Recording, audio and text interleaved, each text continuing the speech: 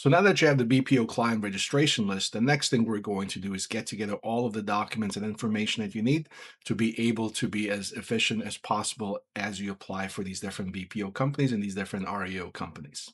I would recommend that you have all of these in one folder, have a spreadsheet with the information that's required, have a document that has all the things that we're going to go through here in the next few minutes. So the first thing you want to do is a service area and zip code.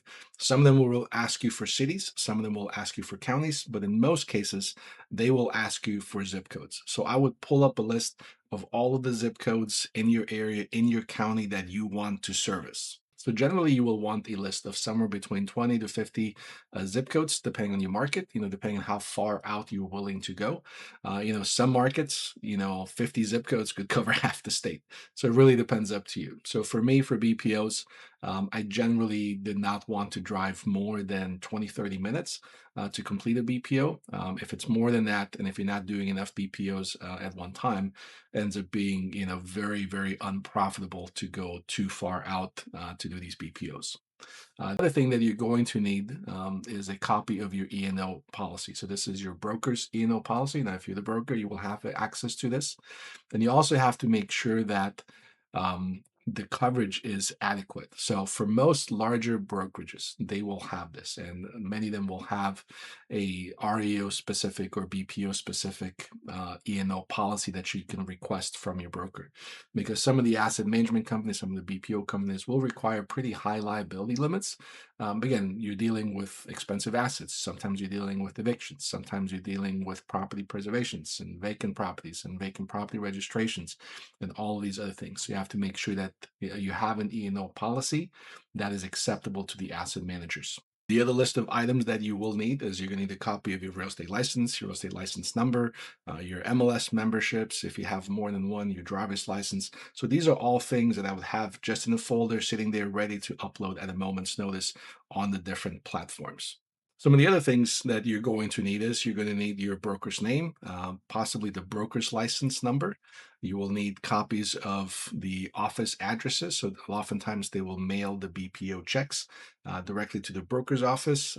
Some of them will ask for the broker's phone and email address. So even though you are the agent that is completing the BPO or receiving the REO assignments, they still want the broker's information because at the end of the day, just like a normal buyer, just like a normal listing, the clients are the brokers. And so they still need the broker's contact information.